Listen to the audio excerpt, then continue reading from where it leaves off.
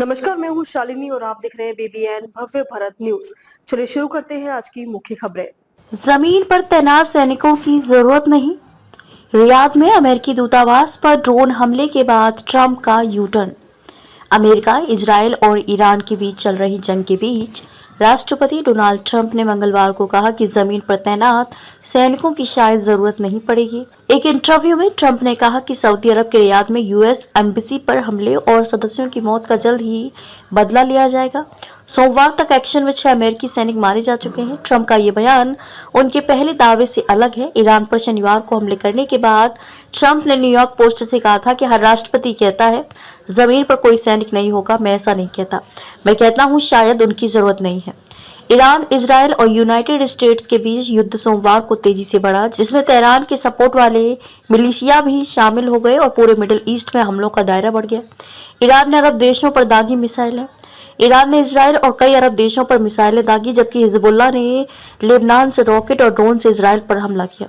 Israel ने Beirut के दक्षिणी सबअर्ब और दक्षिणी लेबनान में भारी हवाई हमले करके जवाब दिया। लेबनानी अधिकारियों ने कम से कम 31 मौतों की जानकारी दी। वहीं इजरायल ने लंबी लड़ाई की चेतावनी दी है। ये बढ़ोतरी यूएस इजरायली हमलों के बाद हुई है, जिसमें ईरान की supreme leader Ayatollah Ali Khamenei मारे गए थे। ईरानी अधिकारियों का कहना है कि कैंपेन शुरू होने के बाद से सैकड़ों लोग मारे गए हैं। ईरानी रेड क्रिसेंट ने 131 शहरों में कम से कम 555 मौतों की खबर है। अमेरिका से बात नहीं करेगा ईरान। जंग के बीच तेहरान ने अपना रुख और कड़ा कर लिया है। सीनियर अधिकारी अली लारीजानी ने कहा कि प्रेसिडेंट डोनाल्ड ट्रंप के संकेतों के बावजूद कि वॉशिंगटन बातचीत के लिए तैयार है, ईरान अमेरिका के साथ बातचीत नहीं करेगा। ईरान ने सऊदी अरब रिफाइनरी पर किया हमला। ये लड़ाई अब ग्लोबल एनर्जी मार्केट पर असर डाल रही है।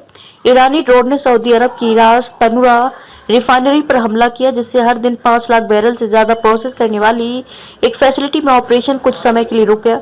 हॉर्मुज स्ट्रेट के आसपास हमलों और धमकियों ने तेल सप्लाई के रास्तों को लेकर चिंता बढ़ा दी है।